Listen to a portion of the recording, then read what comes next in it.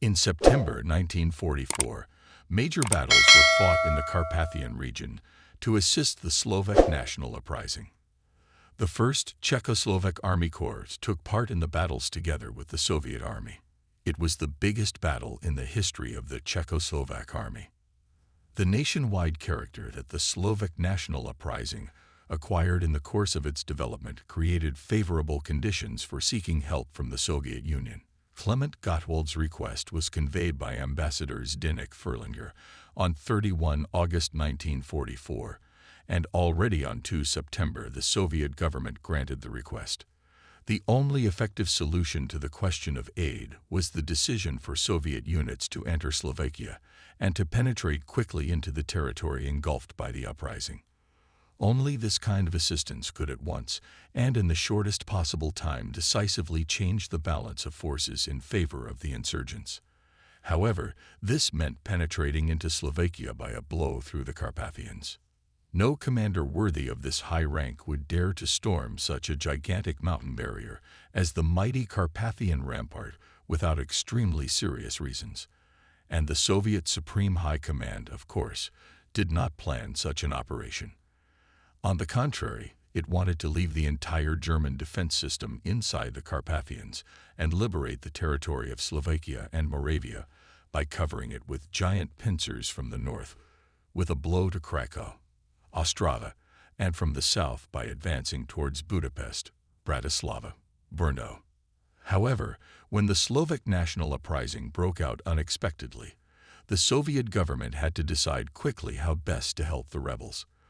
The political side of things was easier. The Soviet leadership unequivocally declared immediate assistance in the spirit of the 1943 Soviet-Czechoslovak Treaty of Friendship, mutual assistance, and post-war cooperation. More difficult was immediate military assistance. Only the troops of the First Ukrainian Front could move in the shortest direction. The troops of this front in heavy battles in June, July, and August defeated the powerful German group Northern Ukraine, expelled Hitler's troops from the whole Ukraine, forced the San River and reached the Vistula, where they created a bridgehead of operational importance to the south of Warsaw, and with their left wing reached the foothills of the Carpathian Mountains. Fierce fighting took place here throughout August. By the end of August, the units operating in this direction were very tired. Rifle divisions had about half of the regular staff, lacked combat equipment, mainly tanks, ammunition, and were in urgent need of a long rest and additional staffing. Under the existing conditions, the decision of the commander of the First Ukrainian Front to agree in principle to storm the Carpathians with the forces of the front was more than audacious. And it was not only because the command knew the condition of the troops.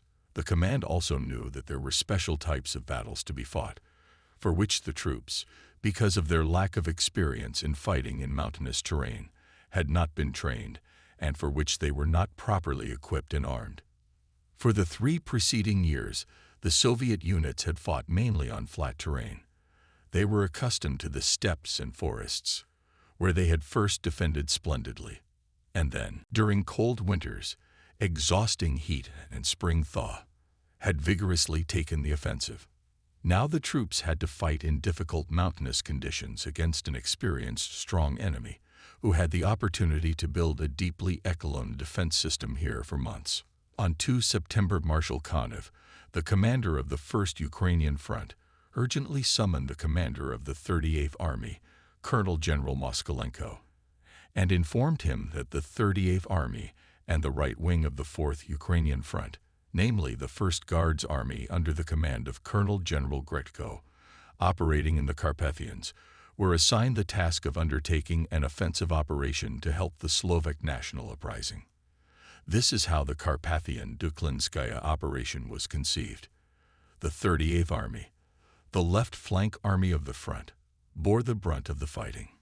It consisted of 3 rifle corps, a total of 9 rifle divisions, and before the beginning of the fighting it was reinforced by a tank corps, the Guards Cavalry Corps, numerous artillery reinforcement units, including reactive ones, and the 1st Czechoslovak Army Corps. The operation was to develop from the basin of the Vistula and Yamulka rivers towards the foothills north of the main Carpathian range. For 3 months, the enemy had been building up his defenses here, consisting of 3 lines. The depth of the defense reached 50 kilometers. Ideological creators and organizers of the operation plan in September 1944, striving to ensure the success of the operation, were aware of the exclusivity of an extremely difficult task, which was characterized by great risk and unknown end. In addition, no one knew what adjustments in their calculations will make general weather. And the weather just made its corrections.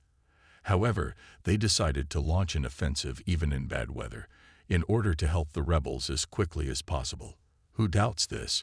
Let him remember how much time was given to the 38th Army to prepare for this heavy operation. The plan of operation of the commander of the 1st Ukrainian Front was approved by the Stavka on 4 September, and the beginning of the offensive was scheduled for 8 September. This, in my opinion, best proves the international, selfless nature of Soviet assistance to the uprising. The main idea of the front commander was to destroy the enemy in the foothills of the Carpathian Mountains with the forces of the 38th Army, then to develop the success through the main Carpathian Ridge, and on the 5th day of the offensive to reach the line of Stara Lubovnia, Presov. The main blow was to be struck along the Duklinskaya communication line Krasno, Dukla, Duklinsky Pass, Svidnik. The plan took into account the assurance of the Czechoslovak representatives that the 2 Slovak divisions of the Eastern Slovak Court, which had been entrenched in the Carpathians since spring, would hold the Carpathian passes and thus make possible a quick connection of the Soviet army with the insurgents. It was planned to create a strike grouping of the army north and northwest of the town of Krasno. It was planned to break through the German defense 8 kilometers wide to the northwest of this city. Already on 4 September, the commander of the front, Marshal Konevd, sent his directive to the 38th Army and gave it the necessary means of reinforcement. On the first day of the offensive, army troops were to penetrate to a depth of 10 to 12 kilometers. On the 3rd day of the operation, they should have reached the borders of Slovakia, to which there were still 25 kilometers. The mobile group and the 2nd echelon of the army, the 1st Czechoslovak Army Corps, were introduced into the battle only on September 9, on the 2nd day of the offensive from the boundary of the Zmigrodnova Valley, the town of Dukla, removed from the breakthrough front by 20 kilometers. The army commander, based on the directive of the front commander, decided that the 52nd, 101st, and 67th Infantry Corps of the 1st echelon would break through the enemy defense in the specified strip, destroy the enemy's 1st echelon forces during the 1st day of the operation, and develop the success to a depth of 15 to 20 kilometers. From the directive of the commander of the front and the decision of the commander of the 38th Army can be seen what importance both top commanders attached to the speed of the offensive. The average pace of the offensive was high, unheard of, 18 to 20 kilometers a day for a motorized rifle corps, 40 kilometers for a cavalry corps, 25 kilometers for a tank corps. Marshal Konevd warned that if the troops did not quickly pass the Carpathians, they would suffer heavy losses. The decisive success was supposed to be achieved during the 1st and 2nd days of the operation.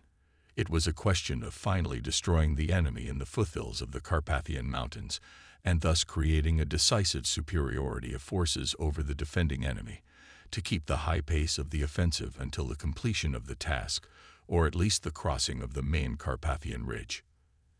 The army was advancing in a strip 68 kilometers wide, but the main blow came to the 8-kilometer stretch between the village of Nieplia and Krasno. 6 infantry divisions out of 9, all tank units, and 82% of all artillery were concentrated in this section. There was 4.5 kilometers of frontage per division against the enemy's 20.5 kilometers. The density of artillery in the breakthrough area reached 140 guns and mortars per kilometer of front. The number of tanks in direct support of infantry in the direction of the main strike was, however, only 6 tanks and self-propelled guns per kilometer of front.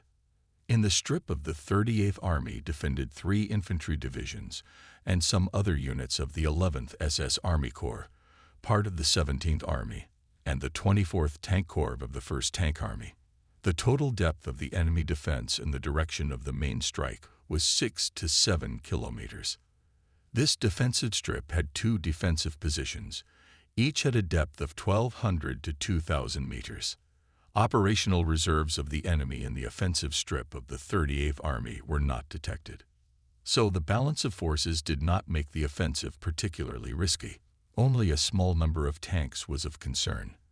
However, the relatively high number of guns and mortars did not give full confidence that the very difficult task of completely defeating the enemy in the tactical depth of the defense would be completed.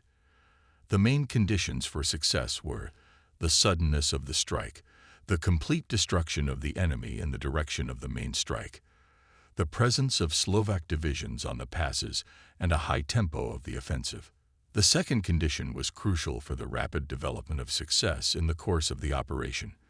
If after the defeat at Krasno it had been possible to disrupt the organized retreat of the enemy with large forces into the mountains, then it would have been possible to quickly move mobile formations to strike continuous blows against the enemy in operational depth.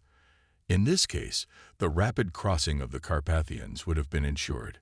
Carpathian Duklinskaya operation, however, as sometimes happens in war, did not go according to the course prepared for it. At 8 hours 45 minutes after artillery preparation and bombardment, which lasted 125 minutes, the troops of the 38th Army began the offensive. The first defenses on the breakthrough site were captured quite easily. Then the enemy's resistance began to increase, as under the cover of powerful artillery support, he managed to occupy the second line of defense. On 8 September, units of the Shock 100 and 1st Infantry Corps were stopped by heavy enemy fire in front of positions on the heights south of the settlements of Horkovka and Maknovka. The town of Krasno, an important transport hub, was not taken despite the fierce fighting. We had to retreat back along the clogged roads. The pace of the offensive after the first great success on 8 September in the afternoon has already begun to weaken. In the morning of 9 September, the situation at the front became completely different. The Nazis realized the catastrophic situation in which they would immediately find themselves if the Soviet troops occupied the area of Prešov, Kosice, and found themselves in the rear of the German troops operating in Romania and Hungary. Hitler's command quickly concentrated on the breakthrough area reserves, primarily tank reserves. During the night, the 75th Infantry Division of the enemy and parts of the 1st and 8th Panzer Divisions arrived in a hurry and in the morning entered the battle. In order to organize the defense in the most threatened directions, some units operating against the insurgents were transferred from Slovakia. Hitler's command carried out these first movements of forces with astonishing speed. Thus, the enemy's defensive maneuver at the very beginning strengthened his position, and the tasks of the operation were not fulfilled as planned. 2 Slovak divisions were largely responsible for this. Through the fault of their commanders, they allowed themselves to be disarmed and thus did not find themselves in the area of the Duklinsky and Lupkovsky passes, from where, in cooperation with the Soviet army, they should have struck in the rear of the enemy and destroyed him. As a result of the treachery of these divisions, the enemy was able to maneuver forces for the defense of the Dukla direction without fearing for his rear. The Slovak divisions, as the main force of the Slovak army, did not join the uprising. As a result, the tempo of the offensive was lost in the decisive initial phase of the battle, and it was difficult to correct this. The strength of enemy resistance was increasing. On the 5th day of the operation, the defending enemy already had an advantage in tanks in a combination of 2.3 to 1. In men, the forces were equalized. Both sides began to pull up more and more forces. All forces and means of the 38th Army and part of the forces of the 1st Ukrainian Front were drawn into the unusually fierce battles in the mountains with a numerous and well-armed enemy. The brutal and protracted nature of the battles for some dominant heights remained throughout the operation. On 12 September, the 1st Guards Cavalry Corps made a daring rush into the narrow corridor. between Lysa Gora and the village of Glois, but its heroic raids in the encirclement, deep behind enemy lines, did not change the situation. By 14 September, already 9 infantry and 2 tank divisions of the enemy entered the battle. To break the enemy resistance, the commander of the 1st Ukrainian Front decided on 15 September to reinforce the 38th Army with new infantry divisions, 2 corps, and more artillery. The troops persistently penetrated to the passes, but the closer they came, the harder the fighting became. However, neither exhausting battles nor huge losses did not break the persistence of the Soviet and Czechoslovak soldiers. Striving to occupy the Duklinsky Pass as quickly as possible, to cross the Carpathians, and to help the Slovak insurgents, they occupied height after height. On 20 September, the town of Dukla fell under the attack of 2 tank corps from the east in cooperation with the advancing units of the 1st Czechoslovak Army Corps from the north. The advance of the advancing units in the main Dukla direction immediately accelerated, but for a short time. On 26 September, in the area of Barvinik and Zintranov, new battles for the heights where the Czechoslovak state border passed. On 6 October, having suffered heavy losses, units of the 1st and 3rd Czechoslovak brigades entered the homeland. However, even after crossing the main Carpathian ridge, the pace of the offensive did not increase. Again, they had to knock out the enemy's defenses height by height. On 24 November, the last enemy defensive position on the heights of Koridovs, Krajna, and Poljana, Bodrusel, was taken in the Czechoslovak Corps' field of action. The Soviet and Czechoslovak troops went out into the wide open. The slow pace of the offensive was caused by the fierce resistance of the enemy, extremely difficult theater conditions, and bad weather conditions. It was raining. Fog was hanging in the mountains. The hard ground turned into heavy, viscous silt and mud. Such difficulties had not been encountered by the troops before. Czechoslovak troops began their actions in the Carpathian Duklinskaya operation on 8 September. At noon, after breaking through the first enemy defensive positions, the artillery of the 1st Czechoslovak Army Corps was released from participation in the artillery preparation of the army and fully concentrated northwest of Krasno in the village of Odrzykan, where it was assigned to support the infantry of both our infantry brigades. At 1700 hours, the difficult, slow advance of the Czechoslovak Corps began on bad roads towards the gap made in the enemy defense by the Soviet 1st Echelon divisions. In difficult conditions, the Corps units bypassed the town of Krasno from the west, which continued to resist the Soviet troops, blocking the crossroads and reducing the pace of the offensive. On the night of 9 September, the 3rd Brigade, acting as the Corps' advance unit, reached the village of Ratsanki. The 1st Brigade reached Makhnovka by morning. Both brigades were preparing to move to their original lines and launch an attack on the enemy positions, which seemed poorly defended. However, the command of the Corps and the 3rd Brigade made a mistake in their calculations. The enemy opened a preemptive fire on the striking part of both brigades and inflicted heavy losses on them. The 3rd Brigade in Rokanka suffered a concentrated attack and suffered particularly heavy losses. It was not the weak, retreating enemy, about whom, by the way, the command did not have sufficient information, but fresh units, which the enemy during the night moved to the place of the breakthrough. On that Black Friday, 9 September, the total losses of the Corps amounted to 611 men. Such was the sad balance of the offensive, which had been planned with such prospects for success and prepared with such enthusiasm and dreams of victory. The Corps commander was dismissed. Marshal Konev appointed General Svoboda as court commander. Using the successes of his neighbor on the right, the new commander on 10 September regrouped his forces while marching to the right wing of the Corps front to attack the key height 534, which overlooked the town of Dukla from the west.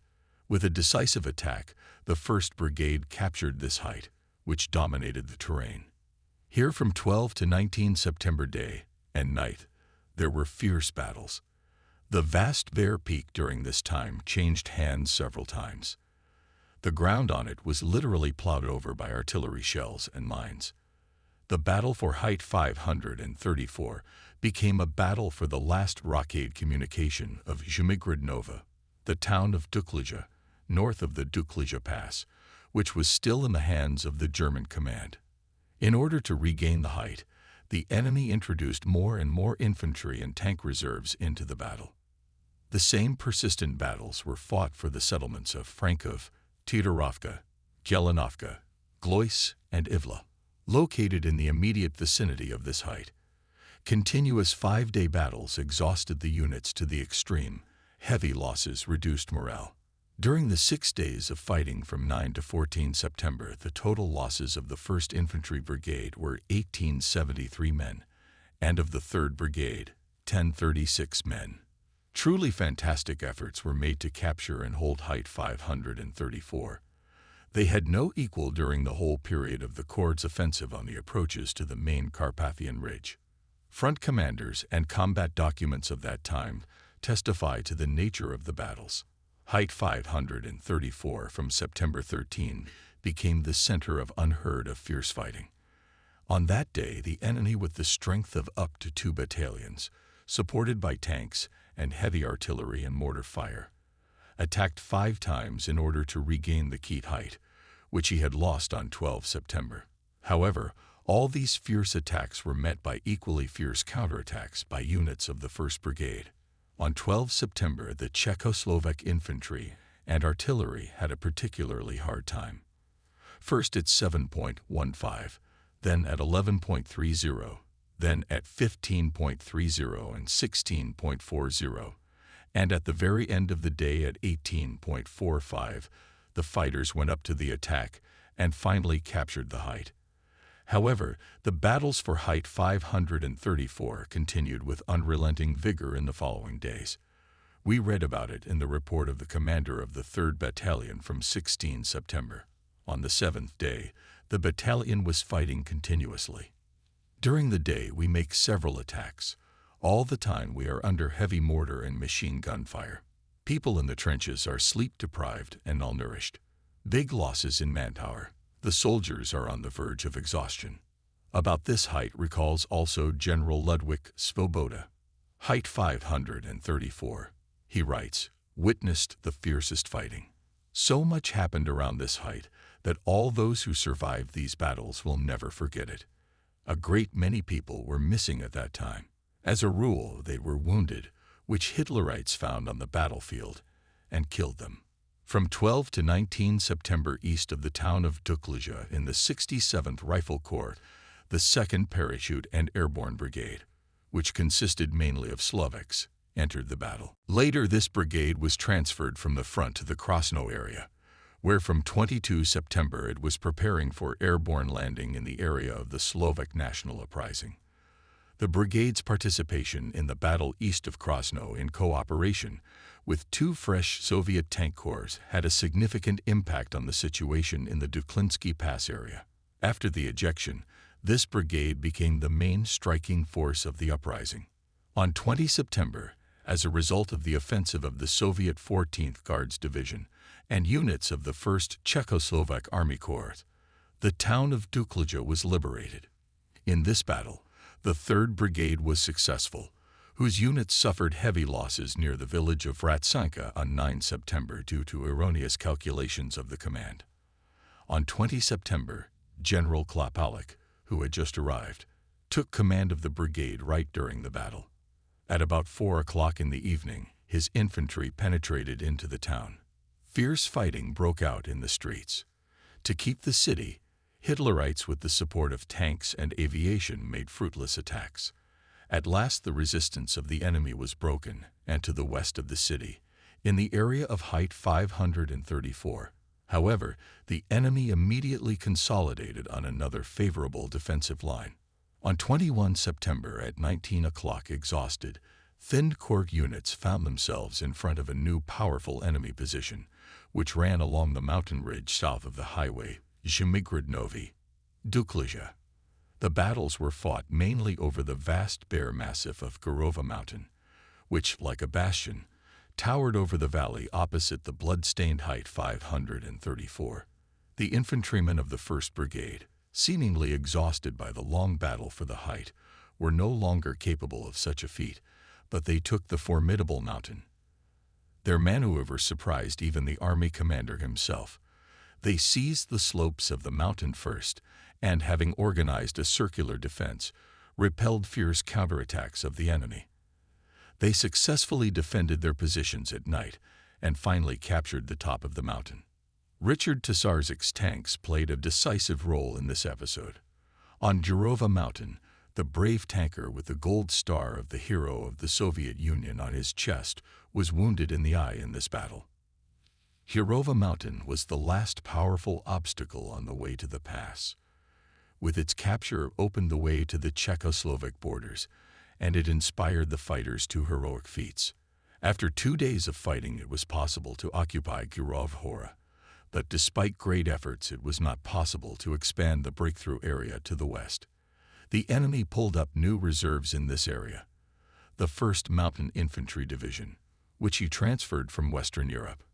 At the time when the 1st Czechoslovak Corps was fighting on Jurova Gora for the expansion of the breakthrough area in the western direction, the army commander, thanks to the use of a large number of artillery, tanks, and aircraft, managed to break the enemy resistance on the narrow front along the Dukla highway and to advance to the Dukla Pass itself and the villages of Barvinik and Zindranova.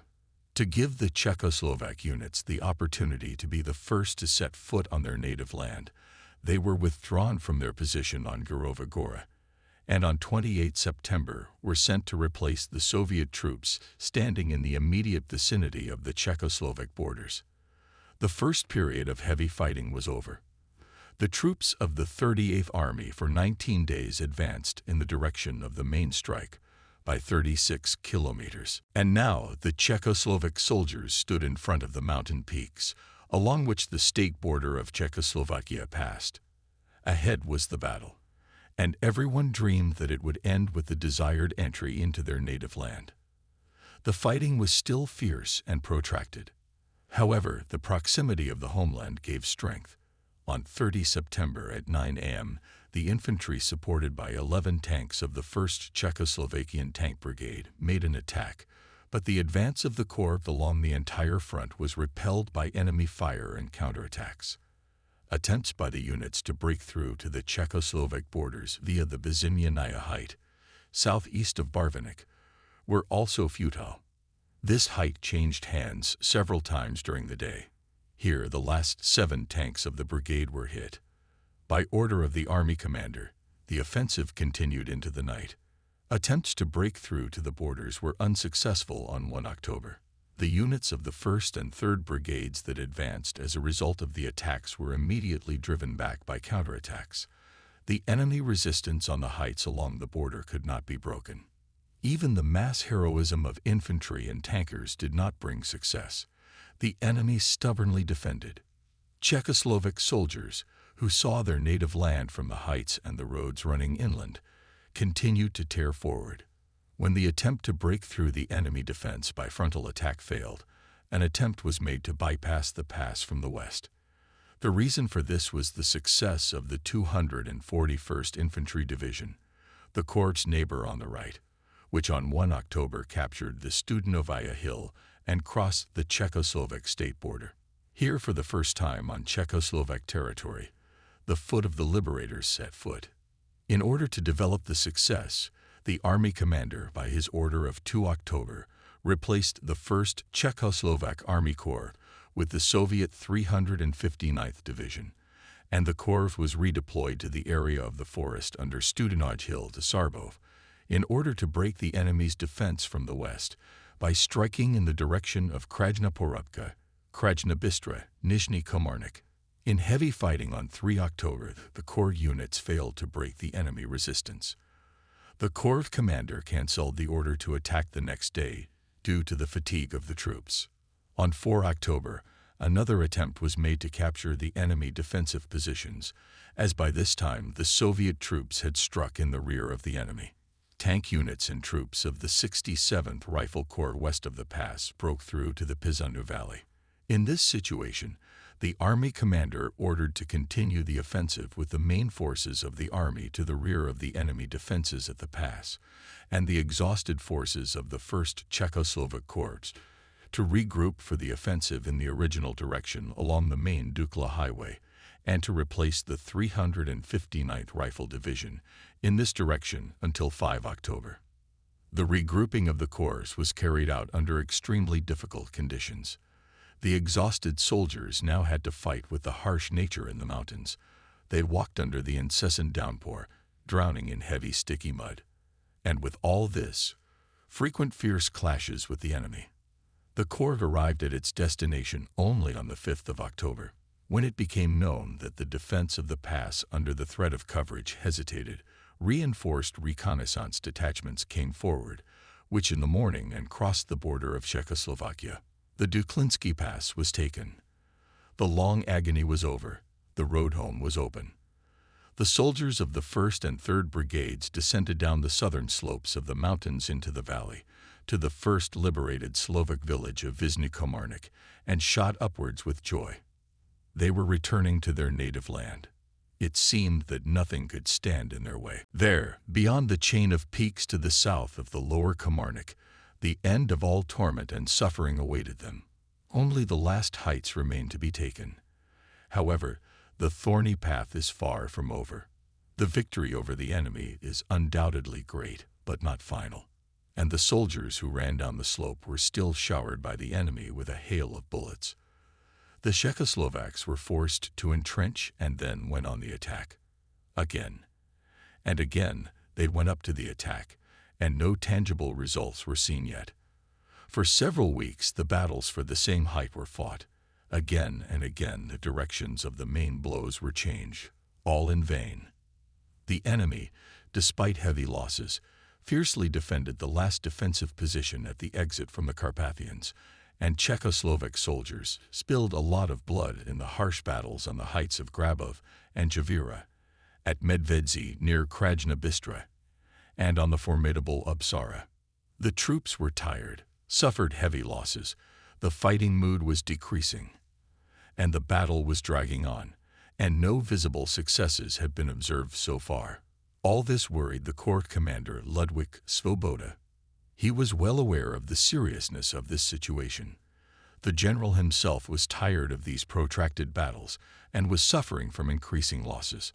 On the memorable day of 6 October, when all Czechoslovak soldiers were rejoicing over the victory at Dukla, the newly appointed commander of the 1st Czechoslovak Brigade, General Vedral Sazavsky, died. It happened like this.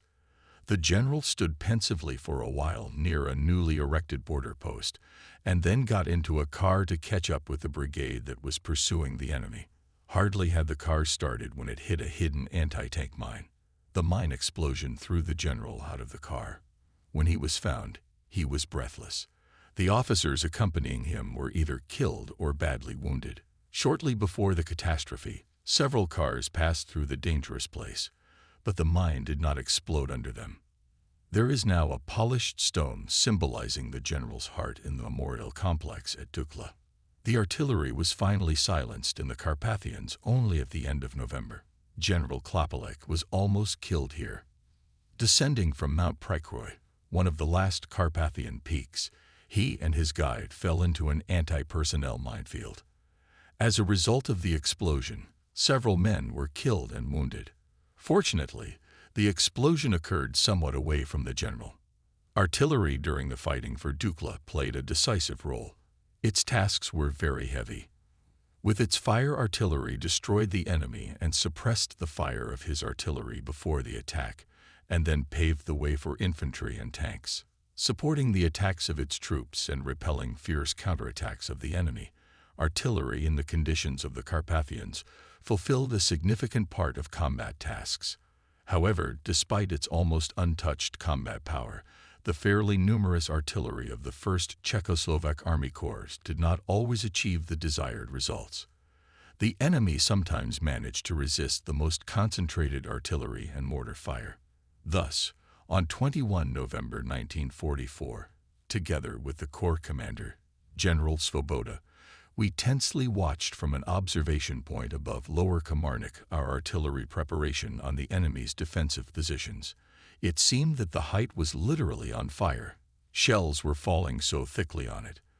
Our infantry approached the German defenses very quickly, but then, however, the counterattack was thrown back to the original line. This is how all the battles for the Carpathian heights were fought.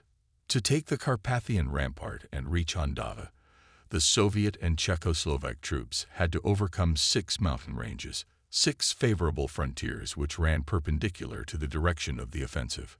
From 3 September to 27 November 1944, 80 days instead of the planned 5.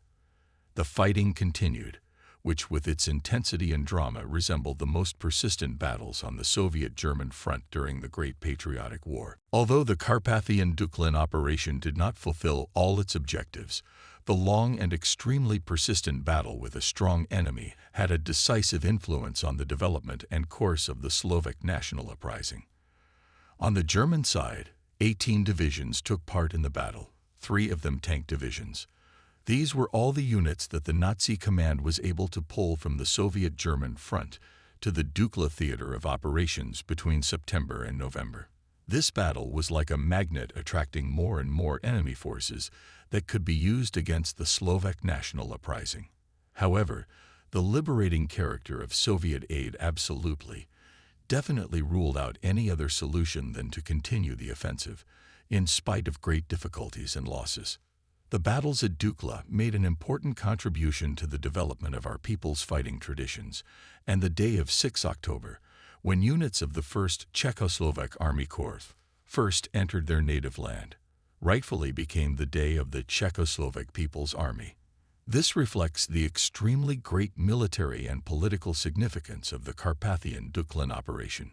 Here, for the first time, resistance forces operating inside and outside the country were united.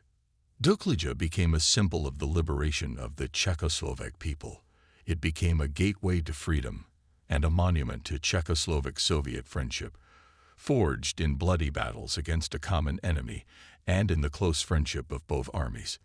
In the battles in the Carpathians, the Czechoslovak soldiers learnt by harsh experience what it means to attack our border mountains, those mountains which in 1938 could be successfully defended and which the enemy now used to the full extent. Dukla was a vivid demonstration of the liberating mission of the Soviet Army. History knows few such examples of an ally coming to the aid of the Soviet Army at a difficult moment, sacrificing personal interests.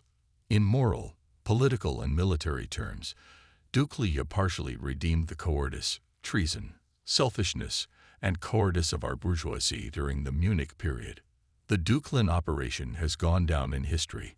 With its name will forever be linked the memory of the heroic battle of Soviet and Czechoslovak soldiers, who at the cost of the blood of 84,000 dead, wounded, and missing paved the way to a free Czechoslovakia. Of the total number of losses, 7,000 fell to the 1st Czechoslovak Army Corps in the USSR. The Dukla operation will serve as an example of selflessness and the best military qualities of thousands of Czechs and Slovaks who, without hesitation, sacrificed their lives in the fight against the enemy. Staff Captain Josef Kohl, commander of the 1st Battalion of the 1st Czechoslovak Brigade, died on Gorova Mountain. Later he was honored with the title of Hero of the Czechoslovak SSR. In the battles for the Bezimyania Heights near Barvnik in the last tanks, Lieutenant Colonel Jaslak, commander of a tank company, and Captain Vrana, commander of a tank battalion, were killed. Both of them were posthumously awarded the title of Hero of the Czechoslovak SSR. During the operation, the enemy lost only killed and wounded more than 70,000 people. More than 30,000 German soldiers and officers were captured, and more than 1,000 guns and mortars, 130 tanks, and other weapons were captured as trophies.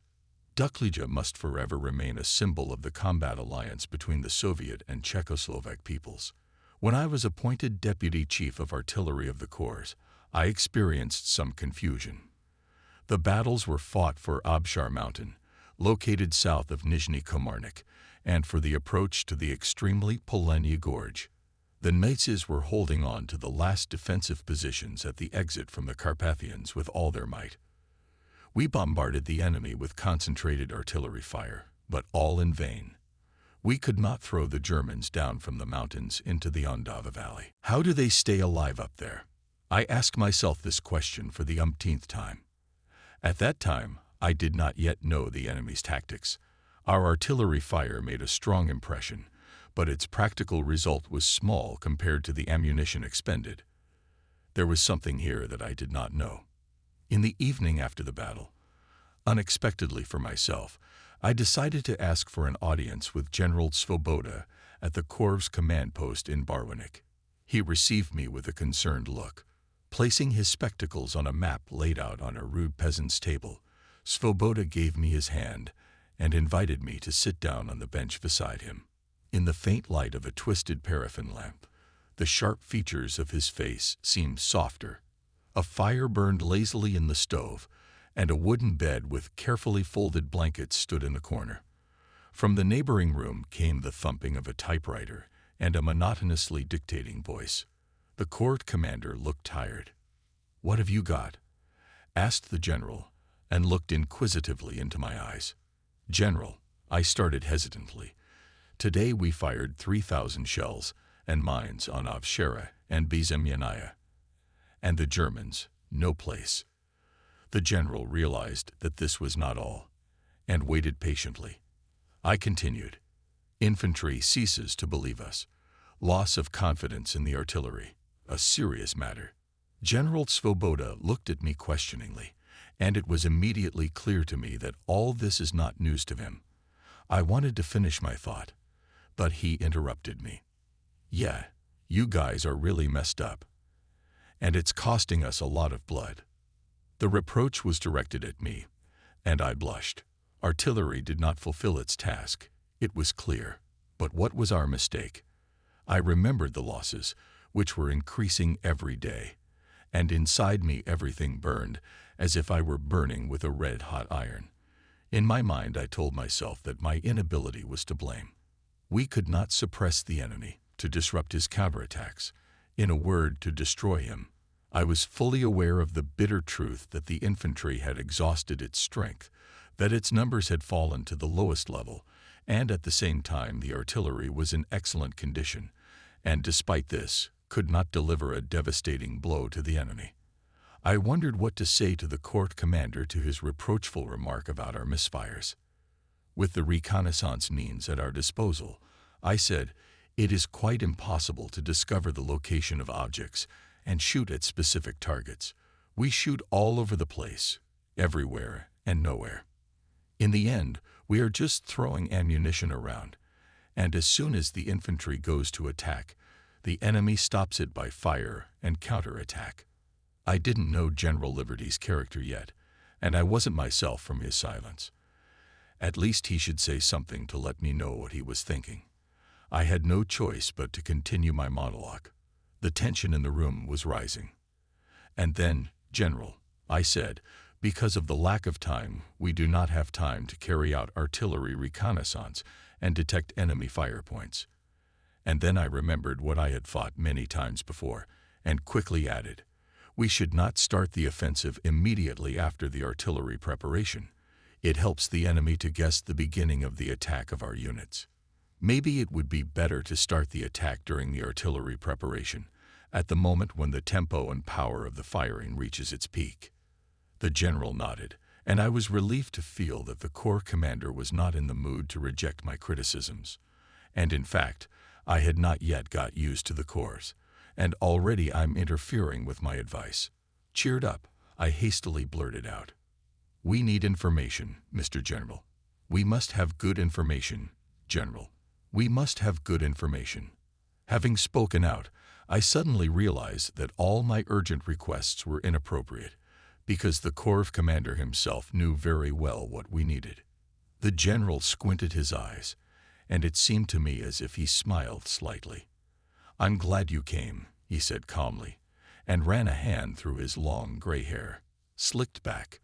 On his broad face there was an expression of friendly good-naturedness.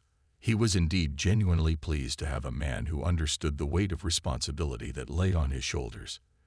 During the conversation, the general moved from business to domestic issues and was extremely attentive to the interlocutor. If I had such scouts with whom we started, you would not be sitting without information now. The general thought for a moment, then added, now these guys are gone. There was a sad pause. Then General Svoboda lowered his voice conspiratorially and leaned towards me. Perhaps I will soon make you happy. So something was in preparation. This fueled my curiosity, but I could not get anything substantial out of the commander. He looked thoughtfully and spoke quietly, rather to himself. I know the work of scouts is hard. The enemy is cautious. This, however, cannot justify failure. And as if again aware of my presence, he looked at me and said in a different way, the terrain and weather conditions are favorable for reconnaissance, but the results cannot yet be called satisfactory. Despite categorical orders to take the tongue, the reconnaissance teams are returning with bare hands. The general spoke slowly, calmly, only sometimes suddenly raising his voice, emphasizing a word, then lowering it again to its original calm state. All the more we must use the fighting power of our artillery. I pondered, and suddenly I noticed that a shadow ran across the general's face. About ammunition, do not worry. Everything goes now to the main direction, to the west, suddenly categorically stated the corps commander. Major Lomsky, Chief of Staff, entered the room.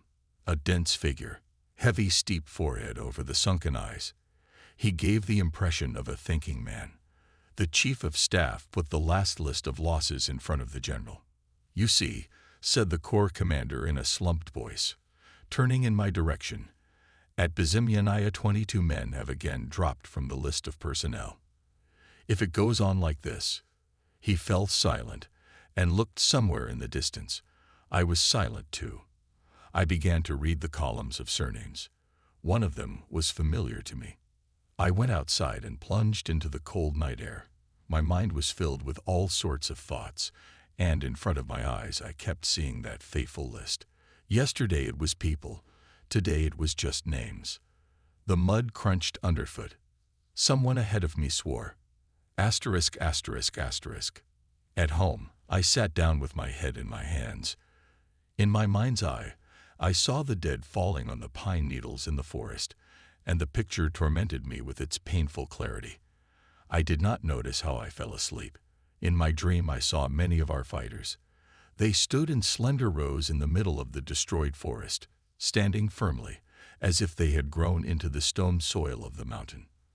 I took off my hat and looked at their faces for a long time. Suddenly, I woke up. It was an amazing dream. Everything was as if it were real. I opened the window. The cool, moist night air enveloped me. I stretched out my hand. Droplets of rain and snow appeared on it. The house was very crowded. I wanted to go outside, into the weather, into the wide open spaces. It was 12 o'clock. Drowning up to my ankles in the mud and snow, I wandered towards the Dukla highway. Trying to step into the tracks that others had made here, I kept bumping into ammunition boxes. The mud clung to my feet. Finally, I got out of the Carpathian mud and followed the motorway up to the pass. Refreshed by the breeze, I stood on a historical mountain boundary, which had long been the border of two worlds. Suddenly, I realized why I had taken this risky night walk, what had actually driven me out of the house in the rain and bad weather.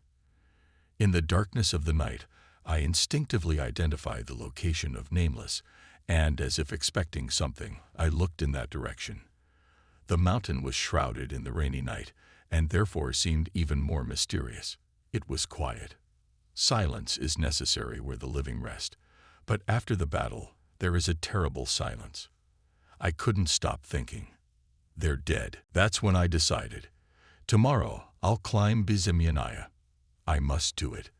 I must determine on the spot why there is no end to these battles. The cold got under my overcoat, and I began to think of returning. Suddenly, I intuitively felt that there was someone else on the pass besides me. I pulled out my gun. For a minute we stood silently facing each other. Both of us were agitated. Then I hesitantly moved closer and caught a glimpse of the pale oval of a woman's face. A woman? When she recognized me, she sighed with relief. "Vera, what are you doing here at this hour? What are you looking for?" "I'm waiting for the sun to rise over Bizimyanaya," I joked, and then asked seriously, "Vera, why are you awake?" She was silent, but after a minute she spoke in a whisper, with a tremor in her voice. "I am afraid for him. I'll be there tomorrow. I'll look for him." I and Vera, the liaison of the court headquarters, stood by a small military cemetery with fresh graves. Softly, barely audibly falling from the trees to the ground-wet snow. Having calmed down a little, I returned to the house, finally deciding to go to the heights in the morning. To Bizimyanaya. The next morning was overcast. When we left, there was a light wind. We passed the pass and took the motorway down the south side. I could barely restrain myself from running down the snow-covered slope straight to the top.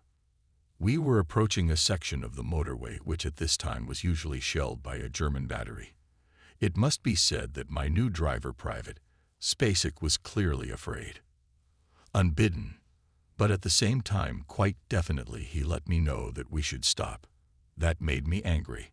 Why on earth would I stump for 4 kilometers when I could drive them? We drove a little more. Spacek started begging again, saying that here was the best place to stop. Against his wishes, I ordered him to drive on. We stopped at the school in Lower Kilmarnock, right under the formidable Abshar mountain, on which our units had unsuccessfully attacked the enemy. We found ourselves in no man's land, where any trouble was possible at any moment. We could hear neither gunfire nor shell bursts. There was a sullen silence. I was cautiously making my way with Private Spacek to the old wooden Orthodox church, which, unscathed by the war, towered above the village. Suddenly, in the morning twilight, we noticed something incomprehensible. Leaning to the ground, some creature was heading in our direction. Friend or foe? And was it even human? I suggested to my companion to crawl forward, but Spacek did not react. Then we switched roles. He began to cover me. I did not rule out that it was German intelligence and prepared for the worst, but it turned out the other way round. In a few minutes the riddle was solved. With a sigh of relief, I patted the skinny sides of the stray goat. Gradually the bottom of the Komarnitsa gorge became visible, but the nearby peaks were still drowned in the slowly rising fog. We stood by the church, silent and uncertain. It was so quiet that it seemed as if the war had long since ended. But as soon as we looked down at the snow-covered wreckage of vehicles and wrecked military equipment, the war immediately reminded us of itself. This region was always quiet. The one who visited these places in spring forever fell into the soul of the marvelous nature, with light winds blowing towards the pass, with talkative streams around which blossoms a sea of windflowers, lambsquarters, and violets.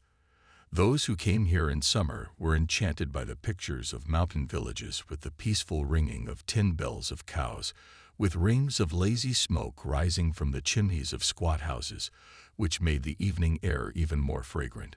When the winds from the pass blew here, the tall grass behind the village rippled lightly, and in the fields and meadows near Dukla the skirts of women and the cloth of men's shirts fluttered in the wind. There was no more beautiful place than in this forgotten corner, but there was no greater poverty than here, near the main Carpathian ridge. However, trapped in winter sadness and looking at the devastated places around me, I firmly believed that the scorched Carpathian village under Komarnitska Gora would not disappear from the face of the earth, that the ruins of the houses would not be overgrown with moss, and that spring would come again to this marvelous region. My thoughts were interrupted by a single shot. I looked up at the summit. The fractured, shattered remnants of the forest stuck out unsteadily to the horizon. The quiet white morning calm in this dead chaos on and below the mountain was as frightening as the terrible rumble of the battle. It was now quite dawning. We passed through the wooded debris, crossed the stream on its high steep bank, crept through the dense shrubbery, and along the steep slope of the Tora began to climb upwards. By this time, A battle had broken out on the heights. Our units were supported by the entire Corps artillery and a Soviet mortar brigade. Suddenly, we saw two Soviet soldiers lying motionless. A little to the side, face down on the ground, lay a third. We looked round at them, hoping to help them, and were completely oblivious to what was going on around us. The bullets were whistling near us. It was not surprising. There was a battle going on above us, and naturally the bullets were coming here. Instinctively realizing the danger, we hurried away from the place. The soldiers needed no help. They were dead. We traveled east, and on the northern slope of Byzimyanaya, we met the commander of the 5th Battalion. I informed him about those dead. He just waved his hand and explained that a few minutes ago they had been snapped by a sniper. My heart throbbed. Perhaps our fiddling with the dead had saved us. "I'm coming to you," I said on the phone to Captain Kunzel, the commander of the Special Corps Group, which was in the center of the attack. "No, no, for God's sake, please don't go," he shouted. "We are in a very difficult position. We're just being covered with mines. I have no escort. Everything is mined. Don't go." "You may not go," I mentally said to myself. "Your fighting place is not here, not on this hill." "Well, no, I must go there. I must, brother." I weighed everything properly, but still I could not rid myself of the feeling that I was doing wrong. And yet I went alone. The morning wind rocked the forest, and wet snow fell from the branches to the ground. I was already a third of the way down the slope, and once again I wondered if I should go any further. You want to help people at altitude. That's good. But how will you help them when it could all be over for you today? Who will benefit from your death? You're not going to gain anything up there, not even a little bit. So why the hell are you going in there? I've been thinking. You're alone. Nobody can see you. Turn back. Give it up. You won't lose any prestige. But Lieutenant Colonel, suddenly spoke the voice of duty. How can you pass up in the face of danger? Go on, and don't be afraid. When you get to the heights, everyone will cheer up at once. They say that things are not so bad for us, if you can get to us. Two voices fought in me, and I had to judge them. It was getting harder and harder to walk. Doubts were eating away at my soul, and my resolve was melting away like smoke. I continued to climb slowly, though my anxiety was growing. And then I saw them. There were two of them. One was lying on his back. His left leg ended above the ankle. His right shoulder was torn. The other was lying a meter away from him, facing the ground, and was mutilated beyond recognition. At the sight of these two Czechoslovak soldiers, I was seized with horror. All my good thoughts were immediately rendered useless. This neighborhood was booby-trapped. There could not have been a worse warning than this.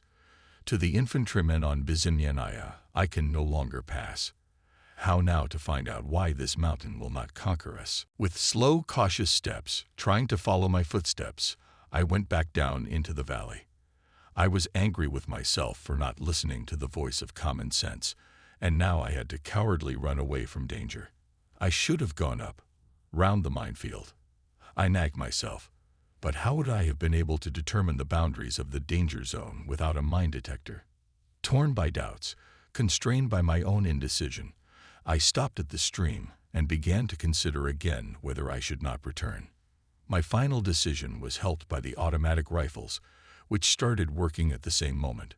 Judging by the fact that the German machine guns could be heard much better than ours, I decided that a Hitlerite counterattack had begun upstairs. Through the rumble of firing came a series of explosions of hand grenades and the cracking of mines. I became terrified. With a trained ear, I determined that our troops were retreating. Then there was no reason for me to hang around. I condemned myself to the role of a helpless witness of a heavy battle fought by our infantrymen against a superior enemy. I had to get to the observation post as quickly as possible. I crossed the stream and hurried along the bushes to Komarnitskaya Hill. All these vicissitudes annoyed me terribly. I must use my abilities for their intended purpose. Well, not always surrender to one's own intentions can be called desertion. On that inclement day of 20 November, Antonin Sohor, and I were sitting in Barwinek, and taking advantage of the silence, we chatted about everything. He was already feeling well after his wound at altitude 534. Soor told me how he used to feel before the next operation. He lived in constant expectation of something unusual. He lived as if death did not exist for him, although he did talk about it sometimes. It never happened, he repeated, that I did not realize my actions. Dangerous tasks delighted him, but he never hoped blindly on otherwise. If a man is too sure of himself, that's not good either. It upsets the balance, he used to say. And Soor did not lose his composure, either when he was in mortal danger or when he simply ignored it. The phone rang. The commander said into the receiver, "I need language, come in." We stopped talking. I looked Sohora in the eyes with a searching look. The sharp features of his face testify to his unbending will. His straight, somewhat long nose stood out. But what attracted me most about him were his eyes. Very special eyes. They glittered with fire, or radiated soft benevolence. I could read his whole life in them. People with such eyes don't ask questions even when they take risks. They even die easily. It was as if his face was made for a portrait. I looked at Sohor and thought, now he is going to go on a mission, perhaps to follow the one who went before him. And then someone else will take Sohor's place, and God knows when that line will end. Asterisk, asterisk, asterisk. General Svoboda slowly sauntered around the room, then stopped and looked Sohor in the eye. "Antonin, you need a language very much, just urgently. And you need it today, because tomorrow it will be too late." "I see," said Sohor in his calm, almost indifferent voice, and looked at the commander. "You need a knowledgeable tongue to be of any use," the general added. Nameless continues to resist. Artillerymen do not know the targets. He ran his fingers through his gray hair, as he always did when he was concentrating on something. And then, as if apologizing for assigning such a task, he said more calmly, "It's not an order. I know you were wounded, and yet it is better for you to go. General Moskalenko calls every day and asks when the corps will fulfill its task. Take some reliable guys with you." Sohor's attention was already fixed on the map. He was listening to the corps commander, and mentally he had already started the task. Sohor stood over the map, straightened up, and decisively pointed his finger. "Here we will cross." After some hesitation, he came to the conclusion. Although the Germans in such places a lot of mines, but still the area Javorina to the east of Sovarna, on the very left wing of the corps, seems to him the most suitable for such an enterprise. Gaps and precipices, dense forest. A few boys would be lost here like a grain in a field, and for a solid guard, the Nazis do not have enough forces here anyway. They discussed the task, talked about cooperation with the partisans. To reassure the general, Sohor assured him that the risk in these places was not very great, and described to the commander the road they would take. They would go through the forest directly to Hertsuvada, go round the village of Prikru in a great arc, go down through the forest to Budruzalu, and infiltrate the garrison there. Sohor already knew how easy it was to move behind the front line. "Don't just think about what will happen to you if you are captured. You've thought of everything well," said the general, and shook Sohor's hand with gratitude. In farewell, the commander once again reminded that the importance of this mission goes beyond the corps. "We must break through the defenses at Obshera and Bizimyanaya as soon as possible and reach the Pressov direction." Asterisk, asterisk, asterisk. On the morning of 21 November, Major Angel, Chief of Reconnaissance, and Lieutenant Sohor, with a 5-man reconnaissance team, went to the 1st Battalion observation post. Here is what one of the scouts later recounted. "We had mascollets on our overcoats. Their dirty gray color suited well to the nature of the terrain we were moving on. Each of us had a machine gun, a bayonet, and 3 grenades. In our pockets we stuffed gags, bandages, ropes, and food for 3 days. Before Sovarna, east of Lower Kamarnik, we walked first through a narrow valley, then followed a forest path up the slope of Sovarna to its very summit. We were not far from the state border. There, in a shallow track, we crouched under a fir tree and began to gaze at the horizon. The tops of the mountains seemed to rest against the gray sky. The battalion commander pulled out a map and clarified the orientation of the terrain. To the left was darkened mountain Persinska. Its Czechoslovak half is called Javorina, dissected into many small ridges. The small warfare waged in these close mountains is won by cunning and dexterity. Every rustle can be heard far away here, the battalion commander warned us. Sohor put binoculars to his eyes and began to scour the terrain meter by meter. Suddenly, the binoculars froze. A quarter of an hour passed, and Sohor, in his camouflage coat, lay motionless in one place among the snow-covered glade. Half an hour passed, and Sohor, as if petrified, did not move. Now an hour had passed. We were gnashing our teeth against the cold, but Sohor remained silent. He stared dazedly ahead, and if he had not been lying on his belly with his head up, he would have been a corpse. When the next half an hour had passed, we had had enough of this. At last Sohor took a deep breath, crawled back a little, and stood up heavily. "Better stiff than dead," he said with a smile. He looked round for a place suitable for a hidden front crossing. Sohor said he looked in that direction for a long time until he noticed something suspicious. He felt as if someone was about to jump on his neck. From that moment on, he didn't care how long he lay in the snow. Time dragged on for a languidly long time.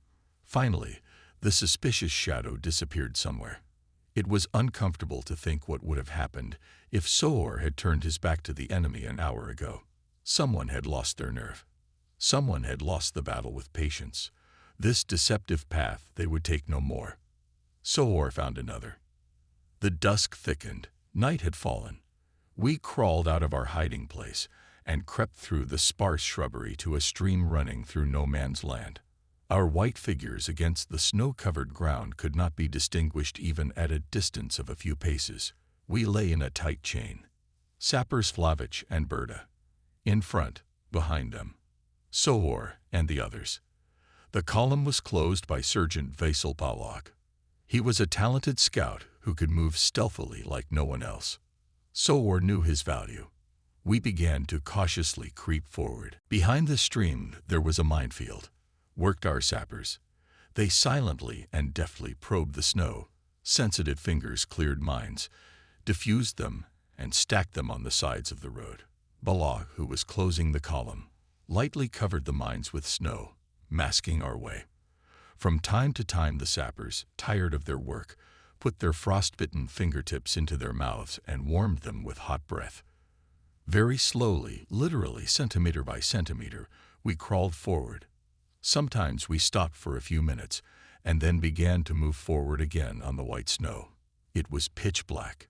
We could barely distinguish the snowy shimmering surface only for a few meters around us. Beyond that there was a black wall of darkness. After passing the field, we found ourselves in the forest. There was no sound.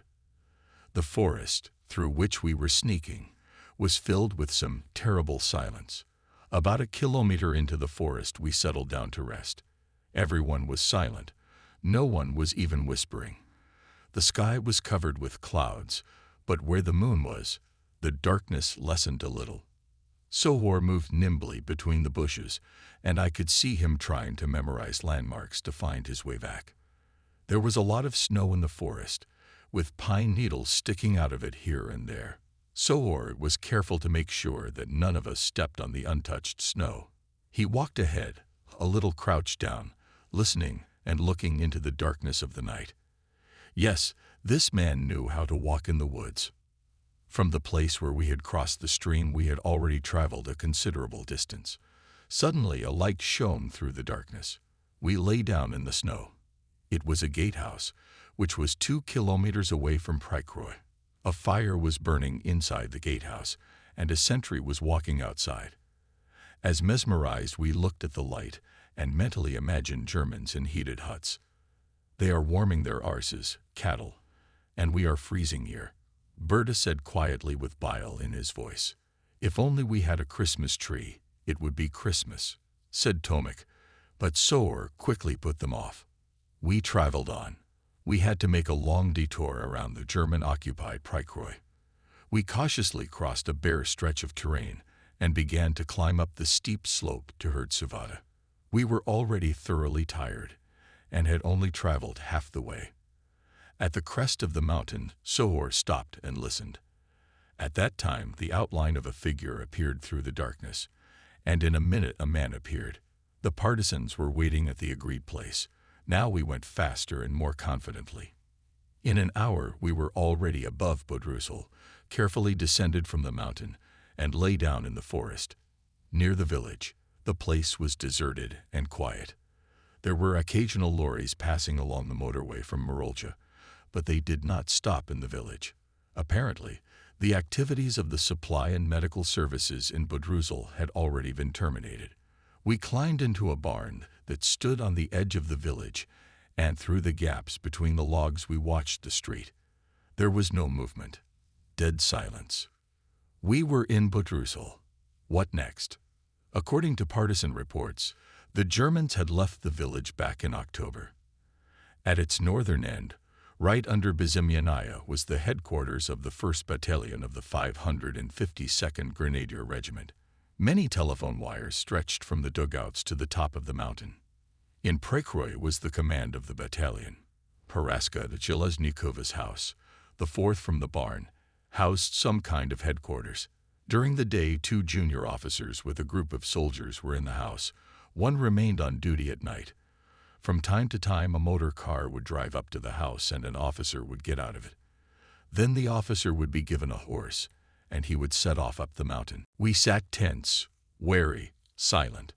No one even moved. Our faces were frozen in anticipation. We were completely oblivious to the danger. In Sohor's opinion, this was the same mobile task force that the general had told him about when they were sorting out the mission. It would soon become clear. Sohor couldn't get the night guard out of his mind. When planning the operation, he had intended to stay in the village in hiding during the day, study and check the terrain, and take the tongue the next night. Now he changed the plan, determined to seize the opportunity. Tomorrow would be too late, as the general had said. It was past the first hour of the night. If they were lucky, they could be at the creek by 5 o'clock. The most convenient time for such an operation was when the night was winding down and dawn was just around the corner. The sentries are tired, sleep overtakes them, and it's dark all around. You can't see a thing. "Vassal, come here," called Sohor Balak, and they both disappeared into the night together with the guide. Behind the barn, they turned to the left, slipped past some buildings, and suddenly found themselves in front of a dark hut in which a twisted lamp burned dimly. In the room, bent at a table, sat a German soldier. He was probably writing or reading. At that moment, a sentry appeared from round the corner. After standing for a minute, he turned and disappeared. The scouts crawled back a little to get a better look at the entrance. The sentry in a sheepskin coat walked in front of the entrance from the left to the right corner of the house, from time to time stopped, stomped on the spot, and returned to the door. "So," Sohor whispered, turning to Belloc. His eyes burned with excitement. A collection point of information. Vasil lay huddled on the ground, all absorbed in his observation. He nodded vigorously in agreement. The scouts crawled away from the house and returned to the barn. Now Sohor knew what to do. "We'll take him in the house," Sohor said in a dry, businesslike manner. "It's up to you now. Work without shooting and without shouting." He looked straight into the eyes of the scout Grozenchak and slowly, stressing each word, gave him a task. "You, Paulo, will take care of the sentry, so that he does not squeak. Then you will stand in his place. Vassal, and I will go for the tongue. The rest of you will engage if necessary. Lightning will ensure success, and silence will ensure return." Everyone moved to Belaw's place. Paulo crawled to the corner of the house and lay down behind the bushes. When the sentry went in the opposite direction, Paulo moved even closer. The sentry, with his hands deep in the pockets of his coat, a large oversized helmet on his head, and a rifle over his shoulder, was approaching the fatal corner. Paulo made up his mind. It was now or never. As soon as the German reached the corner and turned round, he would leap on him. The sentry approached slowly. Here he was already at the corner, tapped his foot against his leg, turned round and went. Paolo, however, did not move. He told later that something kept him from jumping. And what? It is difficult to convey in words. The rest of the scouts were squatting on the sidelines, ready to rise at any moment. Suddenly voices were heard from the direction of the village. Creaking snow, someone was hurriedly walking. 2 German officers approached the hut and went inside. Paolo was lying in the snow a few steps away from the German sentry. Sobor and Vasil, huddled against the fence, watched the lighted window from behind the bushes. The officers leaned over the table, visors of their caps covering their faces. A non-commissioned officer stood frozen at the side. Then one of the officers went to the telephone and began talking to someone. After half an hour, the officers left. We waited for another minute or two. When the sentry at the corner turned and walked slowly backwards, Paolo burst out as if he had been tossed by some unknown force. A moment later, he squeezed the German's throat with terrible force so that he goggled his eyes and opened his mouth. The sentry gesticulated desperately with his hands, sobbed softly, and fell to the ground. Scout Tomek and the 2 sappers immediately ran up to him. They wrapped a rag round the German's head and quickly dragged him into the shed. When he came to his senses, they tied his hands. "Steady," whispered Tomek. The German walked obediently, not resisting at all. Paolo pulled the German's helmet over his head, put on a half-coat, and continued the interrupted duty in front of the house. Sohor and Vasil entered the house. "Hands up," Sohor said softly. The non-commissioned officer, who was sitting on a chair, turned fearfully towards the door, looked in surprise at the black muzzles of the 2 pistols, and raised his hands. Sohor nodded threateningly towards the door, and as they crossed the threshold, whispered to the German, "Quiet, or we'll finish you off." They led him quickly out into the street. There Paolo and Vasil gagged the prisoner so that he would not scream, and dragged him to the barn. Meanwhile, Sohor ran into the house, quickly took the maps and documents lying on the table, threw the German's overcoat over his arm, quietly closed the door behind him, and disappeared into the darkness. All this happened in the space of 2 minutes. In the shed, the non-commissioned officers' hands were tied. Their prisoner turned out to be Ober-Efreiter Hans Schultz. From him, the scouts learned that in the next room at the time of the kidnapping slept his 2 comrades. This was a surprise to Sobor and Vasil. They looked at each other meaningfully and smiled. We traveled back quite quickly, as if on wings. We hurried as fast as possible to get out of the neighborhood of the village into the field and the forest. There was our salvation. We had to walk through forests and bushes, up and down steep slopes, through gorges and ravines, kilometer after kilometer eastwards to Hertsuvada, and then straight north again and through the minefield to our own. We had a long and difficult road ahead of us. Sohor had foreseen everything, and that in case of failure we'd take a long roundabout way east to the forest near Chertisnaya. "Listen, Vasil," Sohor said suddenly. "You know, I don't like it. Things have gone too smoothly for us. The prisoners have been quiet. We'd already traveled a fair distance." Balog leaned over to Sohor and whispered, "We must keep our eyes open." "Check their gags and tie them together with one rope," said Sohor. The operation indeed went smoothly and according to plan.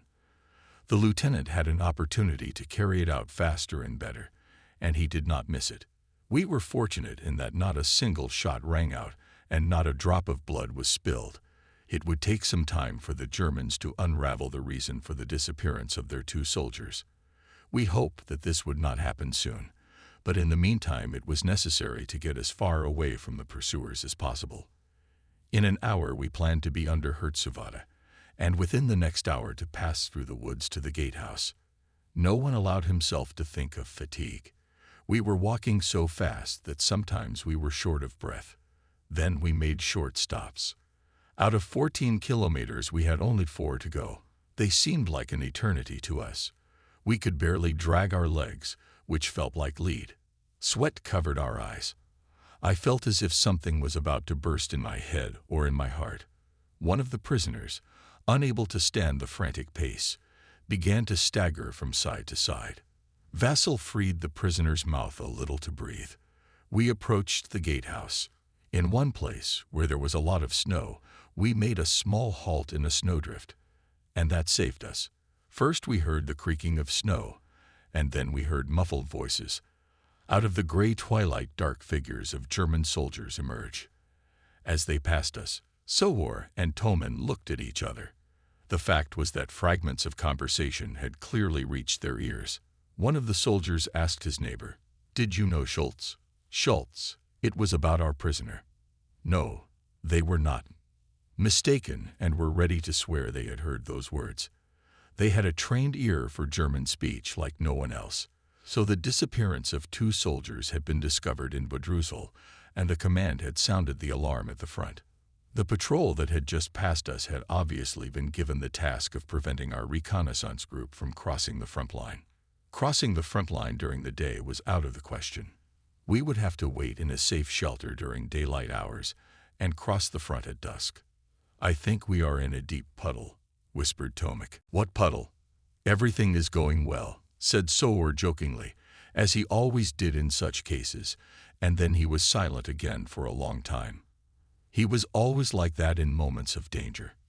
We crept through the enemy-guarded positions in the direction of the Yavarin forest, and there, in a deep gorge covered with snow, we decided to wait out the day.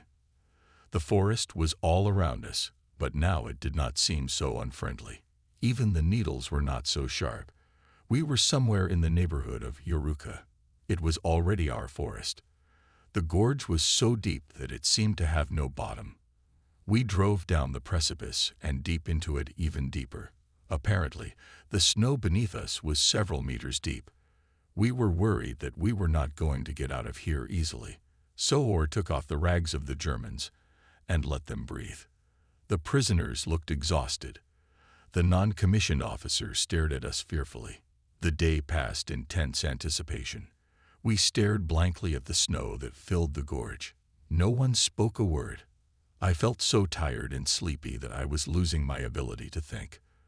The wet clothes on my back began to freeze, and I was overcome by a single insidious thought. It would be good to cover my eyes for at least a moment.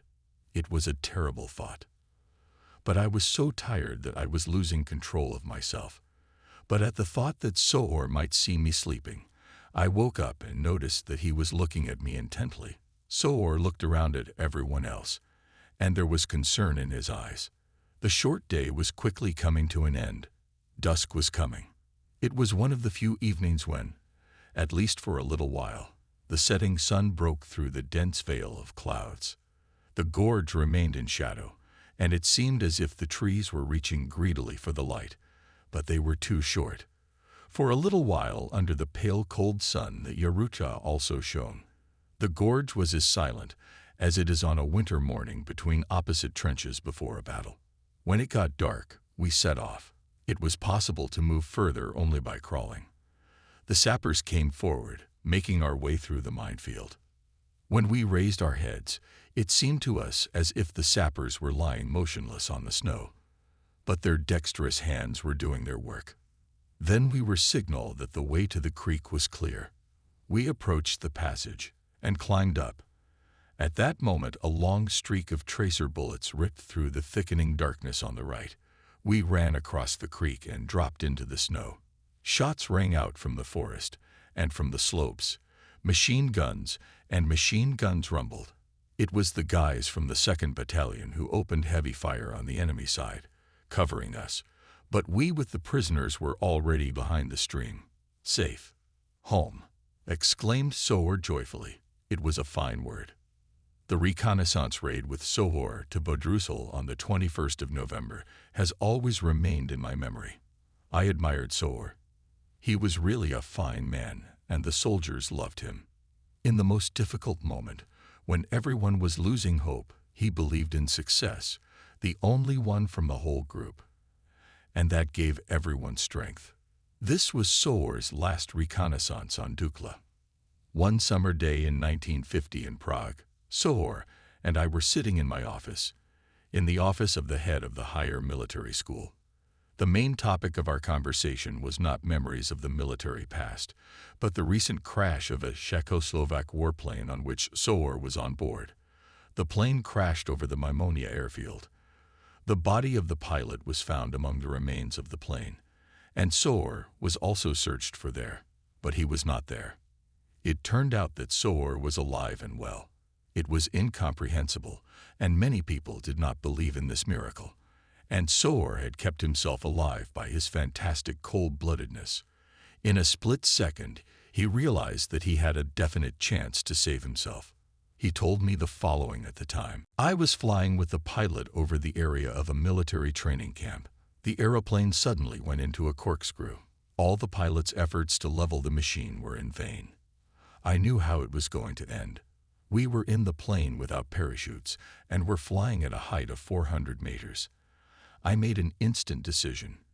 If I stayed in the plane, the end was known. If I jumped out, there was a chance of falling on the tent and surviving, although it was a 1 in a million chance. The decision was made lightning fast, and without a second's hesitation, I jumped out. At that moment, the plane was about 200 meters high and was inevitably falling downwards. I fell on the tent, so that before I hit the hard ground, the stretched tarpaulin threw me up twice. On medical examination, I was found to have no fractures or internal injuries. I was treated for a few abrasions and was soon back to my regular work. Lieutenant Colonel Antonin Sohor told his story as simply as if he were buying a bun in a shop. Shortly afterwards, he was killed in a car crash. A military driver pulling out of the side of the motorway crashed into Sohor's personal car. Hero of the Soviet Union Antonin Sohor was severely injured and died a few hours later.